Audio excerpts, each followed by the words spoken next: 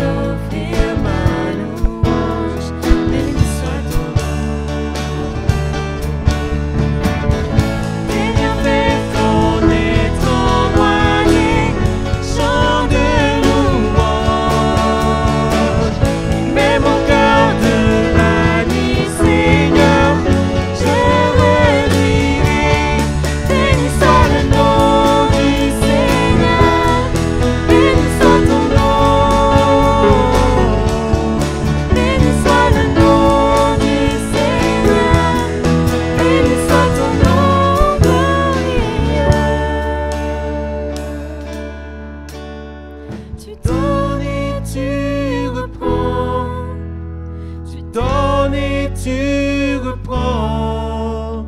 Mon cœur choisit de dire: oh, béni soit ton nom. Tu donnes et tu reprends. Tu donnes et tu reprends. Mon cœur choisit de dire: oh, béni soit ton nom. Béni soit le nom du Seigneur. Béni soit ton nom. Béni soit le nom du Seigneur. Béni soit ton nom glorieux. Béni soit le nom du Seigneur. Béni soit ton nom. Béni soit le nom du Seigneur. Béni soit ton nom glorieux.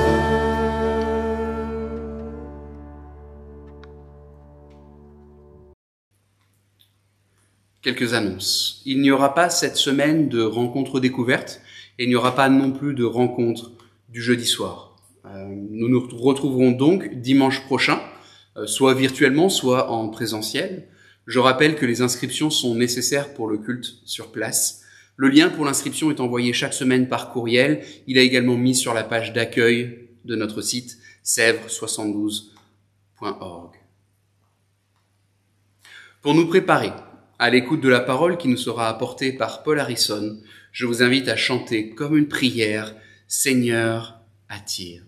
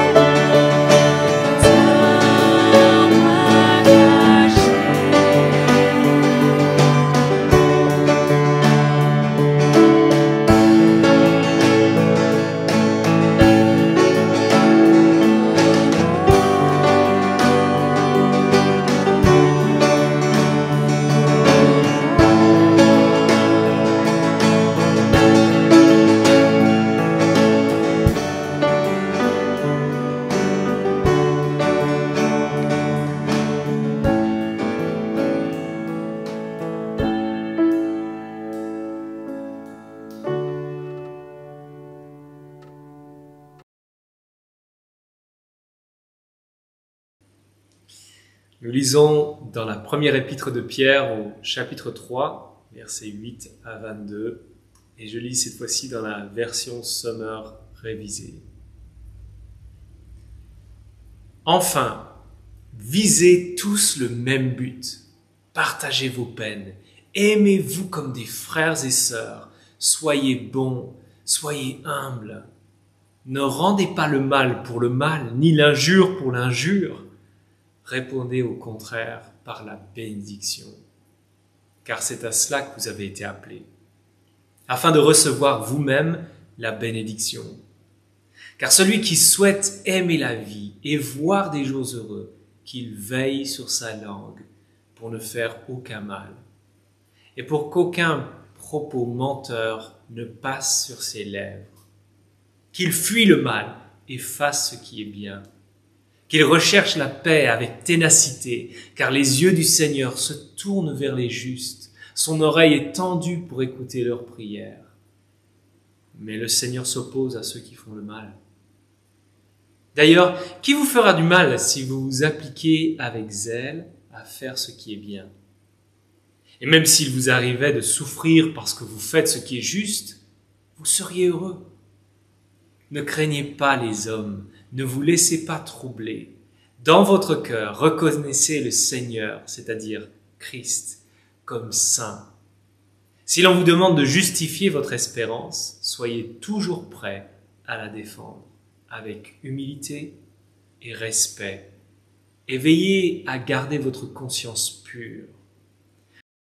Ainsi, ceux qui disent du mal de votre bonne conduite, qui découle de votre union à Christ, auront à rougir de leur calomnie. Car il vaut mieux souffrir en faisant le bien, si telle est la volonté de Dieu, qu'en faisant le mal. Christ lui-même a souffert la mort pour les péchés, une fois pour toutes. Lui, l'innocent, il est mort pour des coupables afin de vous conduire à Dieu. Il a été mis à mort dans son corps, mais il a été ramené à la vie par l'Esprit. C'est aussi par cet esprit qu'il a proclamé sa victoire aux esprits célestes en prison, ceux qui autrefois s'étaient montrés rebelles, alors que Dieu faisait preuve de patience à l'époque où Noé construisait le bateau. Un petit nombre de personnes, 8 en tout, y furent sauvées à travers l'eau. C'est ainsi que vous êtes sauvés maintenant, vous aussi. Ces événements préfiguraient le baptême. Celui-ci ne consiste pas à laver les impuretés du corps, mais à s'engager envers Dieu avec une conscience pure. Tout cela est possible grâce à la résurrection de Jésus-Christ, qui depuis son ascension siège à la droite de Dieu et à qui les anges, les autorités et les puissances célestes sont soumis.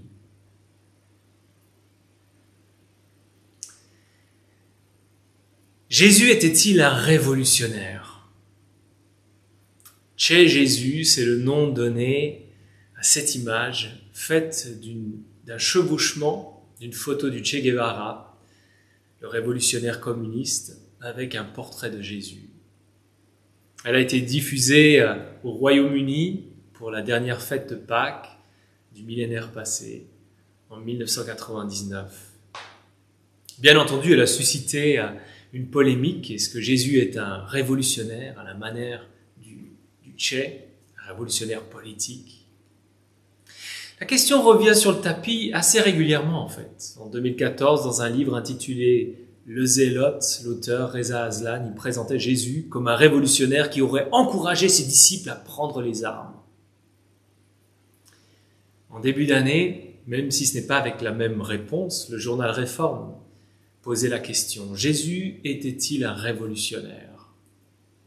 En 2019, la question a été soulevée dans le Nouvel Obs et avant cela dans l'Express. Jésus était-il un révolutionnaire politique? La thèse est difficile à soutenir. On voit l'aspect médiatique de la question, mais il faut reconnaître qu'elle permet de réfléchir. Y a-t-il un aspect révolutionnaire dans le christianisme? Et si oui, lequel? Dans cette première lettre, Pierre s'adresse à des chrétiens qui vivent leur foi dans un contexte hostile.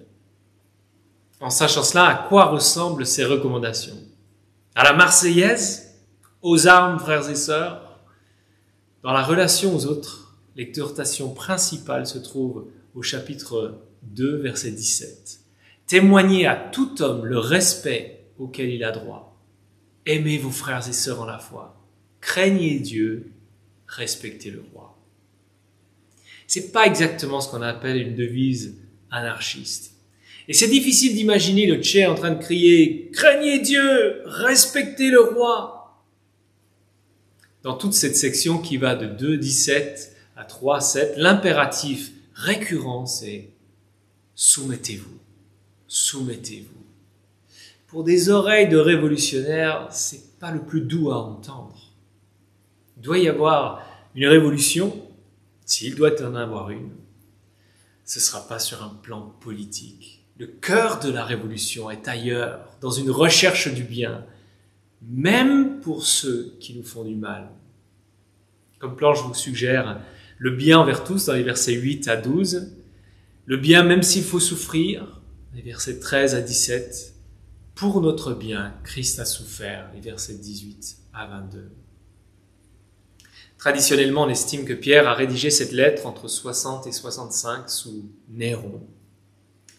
Et le contexte général est intéressant. L'historien romain Tacite raconte qu'à la suite du grand incendie de Rome en 64, l'empereur Néron a été soupçonné d'en être à l'origine. Voici comment Tacite poursuit. Pour apaiser ces rumeurs, Néron offrit d'autres coupables et fit souffrir les tortures les plus raffinées à une classe d'hommes détestés pour leurs abominations et que le vulgaire appelait chrétiens. Suétone parle aussi des sanctions de Néron. On livra au supplice les chrétiens, sorte de gens adonnés à une superstition nouvelle et dangereuse. Chez ces deux auteurs, de toute évidence non chrétiens, on entend les préjugés et aussi les supplices subis par les chrétiens. Dans sa lettre, Pierre parle de calomnie, d'insultes, de menaces. Comment est-ce qu'un groupe minoritaire aura tendance à réagir lorsqu'il est mis sous pression? Il y a au moins 3 manières de réagir. La première, ce serait une forme d'agressivité. Parce qu'on nous menace, on réagit avec violence pour montrer qu'on existe, qu'on a raison. Une deuxième réaction, à l'inverse, c'est le silence. On s'abstient de toute parole ou attitude qui pourrait être perçue comme dissonante. Une troisième réaction, c'est tout simplement d'abandonner les convictions qui font dissonance avec la culture ambiante. Pour chacune de ces tendances, Pierre a quelque chose à dire. On le verra dans les points successifs. D'abord, le bien envers tous, versets 8 à 12. Au verset 8, Pierre donne 5 caractéristiques que cette communauté sous pression doit avoir. Enfin, visez tous le même but, partagez vos peines, aimez-vous comme des frères et sœurs, soyez bons, soyez humbles. Plutôt que de tirer dans tous les sens, Pierre invite ses lecteurs à viser le même but. Partagez vos peines, aimez-vous comme des frères et sœurs. L'Église devrait être un lieu où l'on peut être sincère sur ses luttes, expérimenter l'amour, le soutien d'une famille. Soyez bons, soyez humbles. Qu'est-ce qu'on devrait percevoir dans le regard d'un frère ou d'une sœur? De la bonté, de l'humilité. L'Église doit être tout le contraire d'un nid de vipères, d'un panier de crabes, d'un groupe d'arrogants. Parce que la grâce est le trait commun de ces 5 caractéristiques. Et vous me direz, jusqu'ici, on ne voit pas d'aspect révolutionnaire. Alors lisons le verset 9. Ne rendez pas le mal pour le mal, ni l'injure pour l'injure. Répondez au contraire par la bénédiction. Ne rendez pas le mal pour le mal et on se dit, c'est déjà bien. Ne pas répondre à une injure et l'encaisser et on se dit, c'est déjà pas mal. Mais Pierre va plus loin. Répondez au contraire par la bénédiction. D'où lui vient cette idée? Du psaume 34 qu'il cite un peu plus bas, mais probablement aussi de Jésus lui-même dans son sermon sur la montagne qui disait « Bénissez ceux qui vous maudissent, priez pour ceux qui vous maltraitent ». Et là, ça commence à être un peu plus révolutionnaire. Quelle est notre réaction instinctive vis-à-vis de quelqu'un qui nous veut du mal? N'est-ce pas d'entrer dans un cycle de vengeance? Tu me parles mal, je te parle mal. Tu me traites mal, je te traite mal. Et naturellement, on doit s'attendre à ce que l'autre fasse pareil. Si c'est là le comportement naturel face au mal, pourquoi voudrait-on bénir la personne qui nous veut du mal? La citation du verset 10 est introduite par « car ». Car celui qui souhaite aimer la vie et voir des jours heureux, qu'il veille sur sa langue pour ne faire aucun mal. Deux expressions, aimer la vie, voir des jours heureux. En marchant dans la rue, vous voyez le bas d'un panneau publicitaire, aimer la vie. Qu'est-ce qu'on pourrait trouver comme image sur le panneau? J'espère que ce ne sera pas simplement un fromage ou une lessive. Et pourquoi pas la photo de personnes qui courent dans la neige, qui vont rentrer ensuite pour manger ensemble une fondue au fromage. Aimer la vie. Pareil pour voir des jours heureux. Qu'est-ce qu'il y aurait sur le panneau? La célébration d'un anniversaire en présence d'une foule d'amis, voir des jours heureux. Pour Pierre et pour David, poursuivi par ses ennemis, à quoi ressemble aimer la vie, voir des jours heureux? Qu'il veille sur sa langue pour ne faire aucun mal et pour qu'aucun propos menteur ne passe sur ses lèvres. Qu'il fuit le mal et fasse ce qui est bien, qu'il recherche la paix avec ténacité. C'est ça, aimer la vie, voir des jours heureux. Oui, pour David, pour Jésus et pour Pierre, il y a un bonheur à expérimenter là, un bonheur révolutionnaire qui consiste à ne pas entrer dans un cycle de vengeance. Pour vivre ce bonheur, à quelles armes faut-il renoncer? Quelles sont les armes de la vengeance? Arsenic, couteau, pistolet? Non, quelque chose de beaucoup plus facile à manier. La langue, nos paroles. Il suffit d'une insulte en retour. Il suffit d'un mensonge à propager. Selon Pierre, aimer la vie, voir des jours heureux, c'est fuir le mal, faire ce qui est bien, rechercher la paix avec ténacité. Et là, j'imagine qu'on voit un peu l'aspect révolutionnaire, au point où c'est difficile à croire.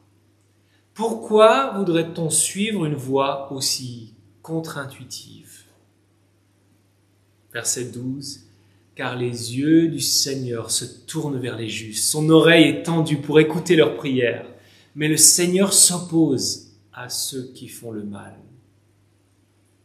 En tant que croyants, dans les différentes phases de vie, quel est notre plus grand bien? N'est-ce pas de savoir que Dieu nous voit avec bienveillance? N'est-ce pas de savoir qu'il connaît notre situation, qu'il est à l'écoute de nos prières? C'est ce que le début du verset 12 rappelle. Mais si nous entrons dans un cycle de vengeance, on doit se souvenir que le Seigneur s'oppose à ceux qui font le mal. Comment est-ce que le regard de Dieu va nous rencontrer? En train d'aimer ceux qui font le mal, même si c'est avec peine, ou est-ce avec un cœur endurci par la vengeance? L'aspect révolutionnaire de ce texte se verra dans les moments les plus difficiles. Ça ne se verra pas lorsqu'on dit « bonjour, merci » à la boulangerie. Ça ne se verra même pas lorsqu'on donne une pièce à un mendiant dans la rue. Ça se verra dans les situations pénibles, face au mal qui nous est fait. Cette peinture a été réalisée par un artiste reporter de guerre australien qui s'appelle George Gitos. Elle s'intitule « Le prédicateur ». Elle illustre le génocide du Rwanda qui a eu lieu en 1995. Dans son journal, Gitos décrit les mouvements de panique auxquels il a assisté, le sort terrible réservé aux victimes. Alors que le génocide se poursuit, il aperçoit un petit groupe de personnes, et je vous lis la suite. Un prédicateur solitaire lisait à ce petit groupe des versets dans une Bible en lambeaux. Il était grand et portait un manteau jaunâtre. Pour être vu et entendu, il était assis sur un sac de céréales. Il parlait en français avec un accent, sa voix rauque et brisée. Mais je pouvais reconnaître le sermon sur la montagne. Heureux ceux qui ont le cœur pur, car ils verront Dieu. Les personnes présentes joignaient leurs mains ou étreignaient leurs enfants. Le prédicateur a constaté ma présence. Je portais mon casque bleu des Nations Unies, mais il n'allait pas me demander de l'aide. Nos regards se sont croisés et je l'ai vu passer rapidement de la colère au désespoir et ensuite au courage. Puis il a souri. J'ai reconnu la pureté de sa foi inconditionnelle. Pour ces gens qui avaient tout perdu, le prédicateur les a aidés à retrouver leur dignité. Mais soudain, on se mit à tirer sur ce groupe. J'ai profité d'un instant d'inattention pour faufiler 2 jeunes garçons, sans que les soldats de l'armée patriotique rwandaise s'en aperçoivent. Je n'ai pas regardé en arrière. Les garçons ont exigé toute mon attention. Et un peu plus loin, là où était le prédicateur, il n'y avait que des corps piétinés. J'ai cherché en vain son manteau jaunâtre. Et je dois maintenant m'occuper des survivants. On entend le caractère extrême de cette situation. Mais qu'est-ce qui a frappé cet artiste? N'est-ce pas l'attitude de cet homme, ses paroles? Dans les moments extrêmes, quand notre foi est mise à rude épreuve, dans la souffrance, qu'est-ce qui va ressortir? Lorsque quelqu'un vous traite régulièrement mal au travail, à la fac, est-ce que vous allez renoncer à la vengeance? Aller jusqu'à prier pour cette personne? Lorsqu'un proche injurie votre attachement à Jésus ou use de moquerie, est-ce que vous allez lui témoigner de l'amour quand même? Est-ce qu'on sera prêt à demander pardon pour nos mauvaises paroles, indépendamment du fait que l'autre nous a bien plus offensés? Lorsqu'on sera tenté de médire quelqu'un qui nous a calomniés, est-ce qu'on arrivera à aimer, à bénir? Pourquoi? Parce que nous aimons la vie. Parce que nous chérissons la relation à notre Père qui veut nous faire vivre des jours heureux, même dans ces situations-là. Pierre a répondu à la tentation de l'agressivité, mais il faut parler de celle du silence maintenant. Le bien, même s'il faut souffrir, dans les versets 13 à 17. Qu'est-ce qui fait qu'il est parfois difficile de donner sa perspective sur un sujet avec des personnes qui ne partagent pas nos convictions? Qu'est-ce qui fait qu'il est difficile d'inviter un collègue, un ami à l'église, à telle ou telle rencontre? N'est-ce pas essentiellement la crainte de mal faire, la crainte d'un rejet? La crainte est centrale dans la question du témoignage. Et elle est présente dans cette section. Au verset 13, Pierre laisse entendre que l'attitude de soumission aux autorités va éviter un certain nombre de souffrances. Mais il est lucide pour affirmer ensuite que la souffrance sera inévitable. Elle sera au rendez-vous. Verset 14, verset 17. Il affirme aussi que la crainte n'est pas une nouveauté. Pierre cite le prophète Ésaïe datant du 8e siècle avant Jésus-Christ. Ne craignez pas les hommes, ne vous laissez pas troubler. dans votre cœur, reconnaissez le Seigneur, c'est-à-dire Christ, comme saint. C'est une chose de dire à quelqu'un, n'aie pas peur, n'aie pas peur. Mais pourquoi ne pas avoir peur? Parce qu'on a une autre perspective. Pierre est bien placé pour savoir que la crainte peut nous faire taire.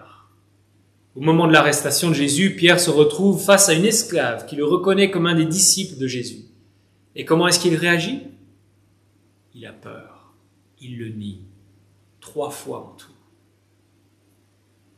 Pourtant, dans le livre des Actes, on retrouvera Pierre face au même Sanhédrin qui a fait condamner Jésus. Et quand on lui demande d'arrêter de parler de Jésus, qu'est-ce qu'il répond? Il faut obéir à Dieu plutôt qu'aux hommes. Qu'est-ce qui a changé dans sa perspective? On peut parler de la présence du Saint-Esprit, mais quel événement va-t-il mentionner comme base d'un changement? C'est la résurrection de Jésus. Il a compris que la résurrection de Jésus témoigne qu'il est Seigneur. Et notez d'ailleurs qu'il l'ajoute à la citation d'Ésaïe. Le Seigneur, c'est-à-dire le Christ. La crainte des hommes qu'il avait, négative, a été remplacée par la crainte du Seigneur, positive. La crainte des hommes a été remplacée par la crainte du Seigneur. À quoi est-ce que ça pourrait ressembler pour nous? Pensez à une invitation d'amis pour venir à l'église, pour participer à une rencontre découverte. Vous pensez à vos voisins, vos amis, et vous vous dites intérieurement, j'ai peur de les inviter parce que je ne sais pas comment ils vont réagir. Qu'est-ce qu'ils vont dire? Et quand ils vont voir qui fait partie de l'église, qu'est-ce qu'ils vont penser? Soyez en passant, c'est sympa pour nous. Il ou elle a une foi dépassée qui attire les marginaux. Mais dans votre cœur, reconnaissez le Seigneur, c'est-à-dire Christ comme saint. Dans notre cœur, nous reconnaissons Christ comme Seigneur. Il est saint, tout autre. C'est lui que nous devons révérer. Et quant à ceux qui composent l'Église, n'est-ce pas justement un formidable témoignage? Le Christ est capable de réunir des personnes qui naturellement n'auraient rien à faire ensemble. Plutôt que le silence, je veux reconnaître le Seigneur comme saint, le craindre lui plutôt que les hommes. Au verset 15, si l'on vous demande de justifier votre espérance, soyez toujours prêts à la défendre. Qu'est-ce que Pierre entend par « soyez toujours prêts » ? La devise scout, toujours prêt. Soyez toujours prêts ne signifie pas avoir réponse à tout.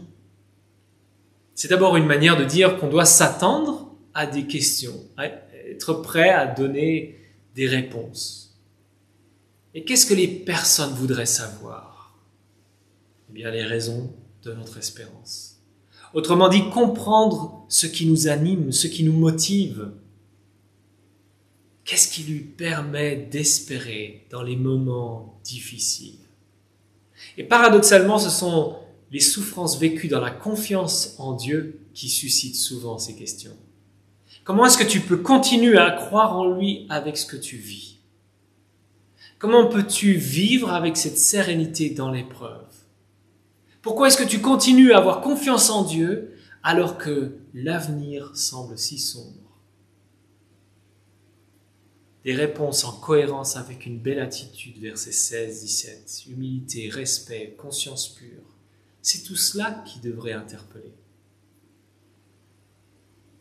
Après la tentation de l'agressivité, la tentation du silence, il y a tout simplement la tentation d'abandonner.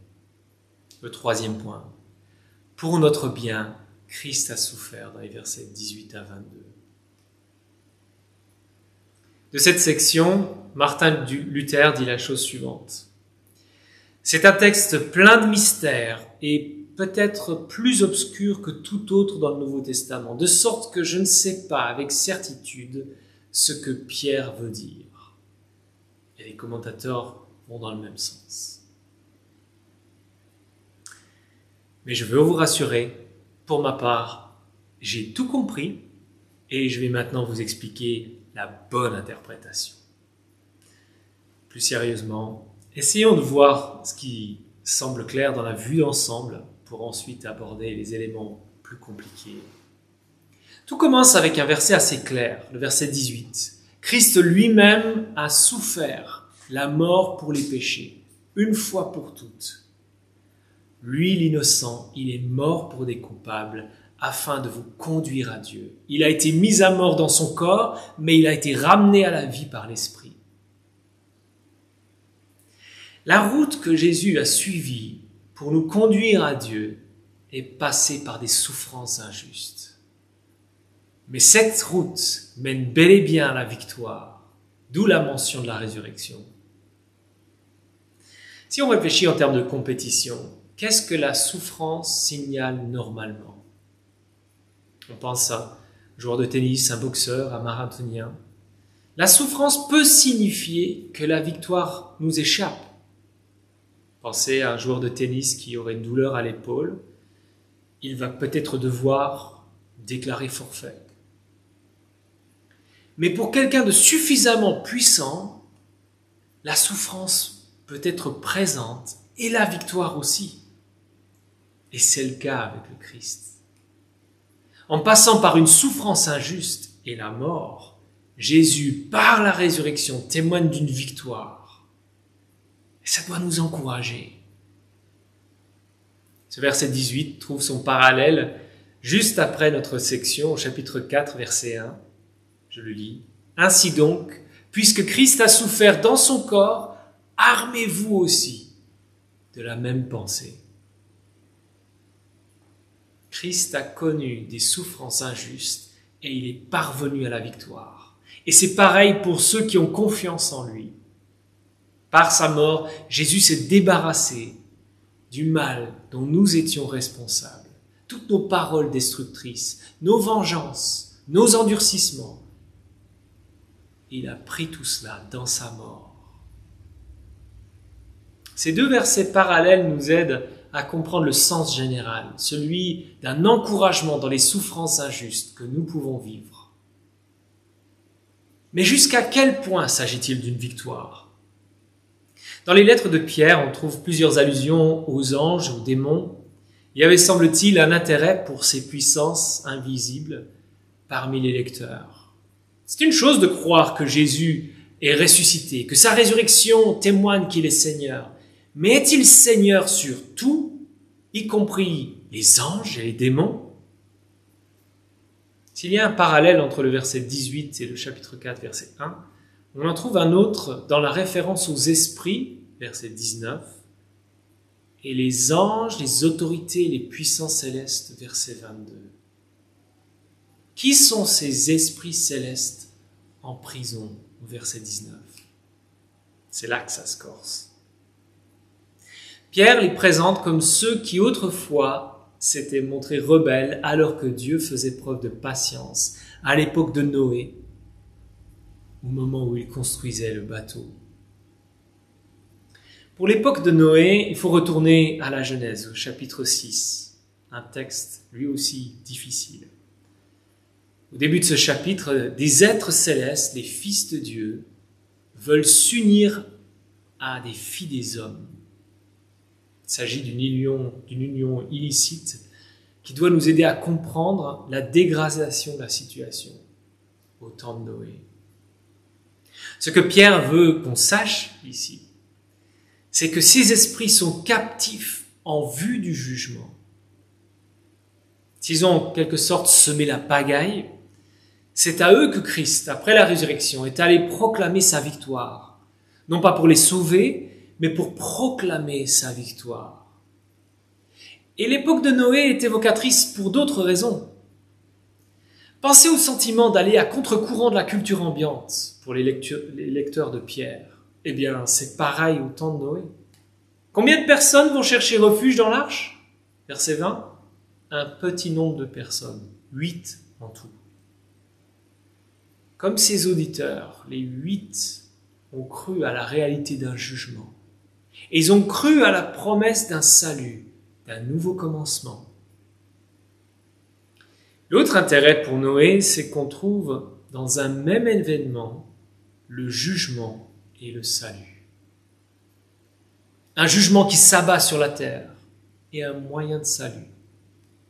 La mention de l'eau fait penser au baptême des chrétiens, un baptême avec ces deux mêmes facettes.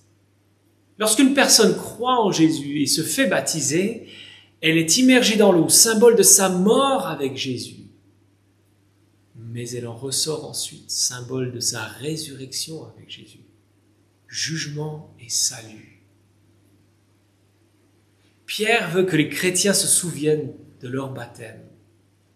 Ce qui s'est passé avec le baptême, ce n'est pas une purification rituelle, c'est un engagement qu'ils ont pris dans la confiance en Dieu. Et ils sont encouragés, en bonne conscience devant Dieu, à continuer, à ne pas abandonner. Face à des souffrances injustes, ce serait tentant de jeter l'éponge. Mais on doit se souvenir que c'est par des souffrances injustes que Christ nous a conduits vers Dieu. Et sa trajectoire dit la victoire qu'il a remportée et dans laquelle il nous entraîne. C'est le Seigneur qui aura le dernier mot sur l'histoire.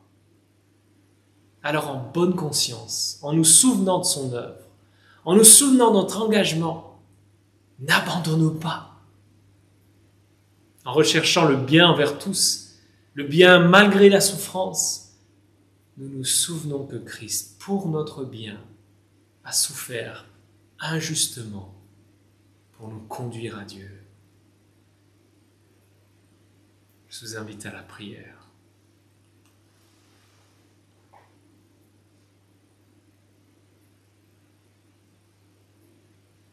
Notre Dieu, notre Père, tu vois notre tendance naturelle à vouloir répondre au mal par le mal. Tu connais nos endurcissements, nos vengeances, et nous te prions que tu nous accordes la joie de pouvoir vivre ces moments-là différemment, de manière révolutionnaire. Non pas par notre propre force, mais en comptant sur ta grâce à l'œuvre dans notre vie, en comptant sur l'encouragement des frères et sœurs, en comptant sur l'exemple et les ressources que nous donne Jésus pour que nous puissions expérimenter ce bonheur-là, sachant que tu entends nos prières, que tu es attentif à notre détresse. Notre Père, nous te prions aussi pour ces moments où nous avons tendance à nous taire, à ne pas vouloir parler, ne pas vouloir évoquer le fait que nous t'appartenons. Ces moments où nous avons tendance à renier celui qui nous a sauvés. Nous te prions que tu nous donnes la force, la joie de reconnaître qu'il est Seigneur, que c'est à lui que nous appartenons. C'est lui que nous voulons craindre, respecter, honorer. Et donne-nous, avec une attitude qui en témoigne, de dire qu'il est notre Seigneur.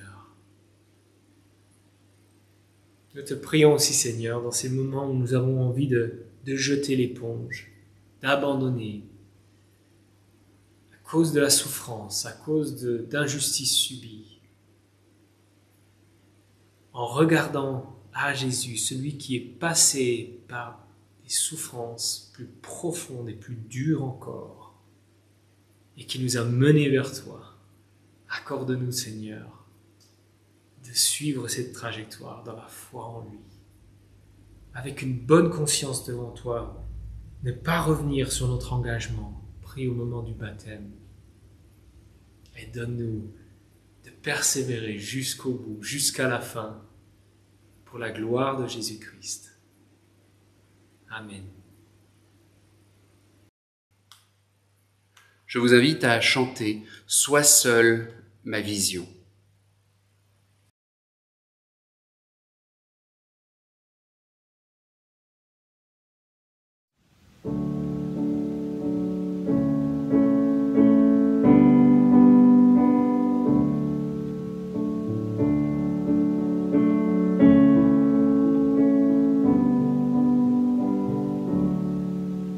Sois seul ma vision.